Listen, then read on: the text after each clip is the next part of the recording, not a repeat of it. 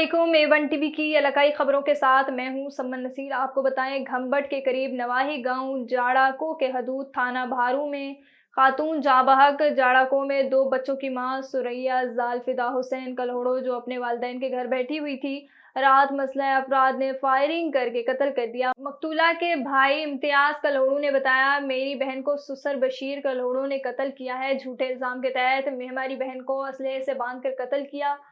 Police ने लाश को कब्जे में लेकर जरूरी कार्रवाई के लिए घम्स अस्पताल मुंतकिल कर दिया है। पुलिस के मुताबिक वाकये की वजह मालूम नहीं हो सकी।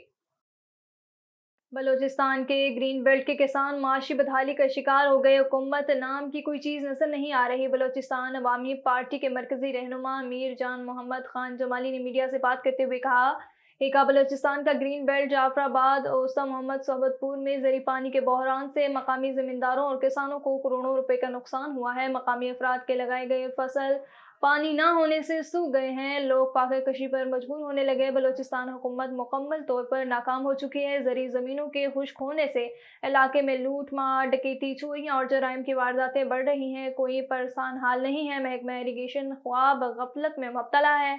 तो हुकूमत के पास कोई प्लान नहीं। एक जानिब लोगों को जरी पानी मुयसर नहीं, तो दूसरी जानिब बरसातों में लोगों को बेयारो मददगार छोड़ दिया गया। इस तबाही का जिम्मेदार मौजूदा हुकूमत है, जिसके पास मसाइल हल करने का कोई फार्मूला नहीं है। जिला दादू तहसील के गांव थोड़ा के रिहायशी जिमरान चांडियों अपनी बच्चियों और दीगर के साथ ससुराल के जुल्म और झूठे मुकदमा दर्ज करवाने के खिलाफ पाक किताब हाथों में उठाकर कराची प्रेस क्लब के बाहर एहतजाजी मुजाहरा किया। इस मौके पर जिमरान चांडियों का कहना था कि मेरे देवर मेरी बेटियां फरोख्त करना चाहते हैं। मेरे शोहर नजाकत अली और मेरे मना करने पर उन्होंने मेरे शोहर नजाकत अली के ऊपर तशद्दुद करके उन्हें घर से निकाल दिया।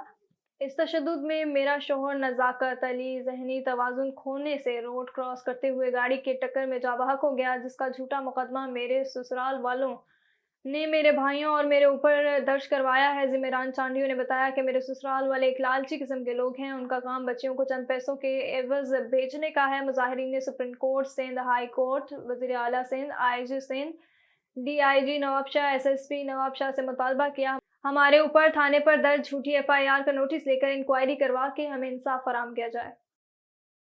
बहावलनगर में वज़ीर आला पंजाब मरियम नवाज की हदायत पर मिलावटी दूध की रोकथाम के लिए नाकाबंदी जारी। फूड अथॉरिटी टीमों का 54 दूध बरदार गाड़ियों की इंस्पेक्शन, 13 के सैंपल फेल, 520 लीटर गैर मियारी दूध तल्फ कर दिया गया। सप्लाइजर को 61,000 रुपए के जुर्माने आए। तफसीलात के मुताबिक फूड सेफ्टी टीमों ने बहावलनगर चिश्तियां रोड मल रोड पर नाकाबंदी के दौरान हजारों लीटर दूध की टेस्टिंग की गई। मिलावट साबित होने पर सैकड़ों लीटर दूध मौके पर तल्फ कर दिया गया। मिलावटी दूध सप्लाई करने पर गाड़ी मालकान को भारी जुर्माने आयद कर दिए गए। इस मौके पर DG Punjab food authority Mohammad Asim Javed का कहना था कि वज़ीर आला पंजाब मरियम नवाज की हदायत पर शहरियों को मिलावट से पाक महफूज दूध की फराहमी के लिए कार्रवाइयां जारी हैं।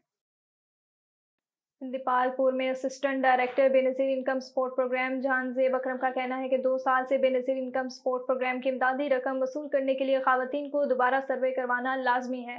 बसूरत बेनज़ीर इनकम सपोर्ट प्रोग्राम की जानिब से जारी करदा इमदादी रकम रोक दी जाएगी। दीपालपुर में assistant director Benazir income support programme Jahanzeb Akram ने सहाफ़ियों से गुफ्तगू करते हुए कहा कि वो 2 साल से बेनज़ीर इनकम सपोर्ट प्रोग्राम की इमदादी रकम हासिल करने वाली खवातीन के लिए दोबारा सर्वे करवाना लाजिम है। सर्वे के लिए Benazir income support programme office Dipalpur सुबह 8:30 बजे से शाम 4:30 बजे तक खुला है। सर्वे के लिए खवातीन को अपने घर का बिजली बिल और बच्चों का बेफार्म लाना ज़रूरी है। उनका मजीद कहना था कि दोबारा सर्वे ना करवाने की सूरत में इमदादी रकम रोक दी जाएगी। और आपको बताएं, पर्या कुमारी की आज़ादी के लिए ज़िला दादू एक्शन में। हाथों में बैनर्स और प्ले कार्ड्स उठाकर कचहरी रोड पर एहतजाज करके पर्या कुमारी की बाजियाबी का मुतालबा करते हुए कहा कि जल्द अज जल्द पर्या कुमारी को अपने वालिदैन से मिलाया जाए, वरना दादू शहर के सियासी, समाजी, मजहबी, अदबी तंजीमों के रहनुमाओं बाशऊर अवाम के साथ बाईपास रोड पर धरना लगाया जाएगा। वापडा hydro electric workers union CB ने सालाना इंतखाबात शाह लतीफ़ पैनल भारी अक्सरियत से कामयाब। हमेशा मजदूरों के हकूक़ की जंग लड़ी है और मजदूरों के उनके हकूक़ दिला रहे हैं। वापडा हाइड्रो इलेक्ट्रिक वर्कर्स यूनियन के कामयाब रहनुमाओं का बयान। वापडा hydro electric workers union CBA Thatta के सालाना इंतखाबात हिस्को ऑफिस में मुनक़िद किए गए, जिसमें 2 पैनल्स के दरमियान मुकाबला हुआ। शाह लतीफ़ पैनल ने कील बरफ्त पैनल से भारी अक्सरियत से कामयाबी हासिल की, जिसमें chairman Waheed range Abdurrahman Khan, vice chairman Imran Mughal और जॉइंट सेक्रेटरी मोहम्मद नवाज दारू बारीक सिरे से कामयाब हुए। उनकी कामयाबी पर हिस्को मुलाजिमीन ने जश्न मनाया और मिठाइयाँ तकसीम की गई। मोहम्मद नवाज दारू ने कहा कि हम तहे दिल से अपने वर्कर्स के शुक्रगुजार हैं जिन्होंने हमें बारीक सिरियत से कामयाबी दिलवाई। उन्होंने कहा कि हमने हमेशा मजदूरों के हकूक़ की जंग लड़ी है और अब भी मजदूरों के हकूक़ उनको दिलवा कर रहेंगे। मजदूरों की तनख्वाहों में इजाफा और जो भी मसाइल हैं वो हल कराएंगे। हमारे रहनुमा अब्दुल लतीफ़ निज़ामानी ने भी हमेशा मजदूरों के मसाइल हल कराए हैं। उन्होंने कहा कि हमारे मसाइल के हल के लिए मीडिया ने भी हमेशा हरा साथ दिया है। हम मीडिया के भी शुक्रगुजार हैं। और आपको बताएं, खेपड़ों के करीब खेपरो नारा केनाल से निकलने वाली इतनगु शाह को 20 फुट का शगाफ पड़ गया। शगाफ पड़ने के बायस कितने ही जमींदारान की फसल कपास पानी में डूब गए। पाशी अमले को इतला देने के बावजूद ना पहुंच सका। आबादगारों ने एग्जीक्यूटिव इंजीनियर से नोटिस लेने का मुतालबा किया है कि इरिगेशन के अमलादारों के खिलाफ कार्रवाई की जाए जिसकी लापरवाही की वजह से हमारी फसलें डूब गई। न्यूज़ स्टूडियो से फिलवक्त इतना ही। मजीद खबरों और अपडेट्स के लिए देखते रहिए A1 TV।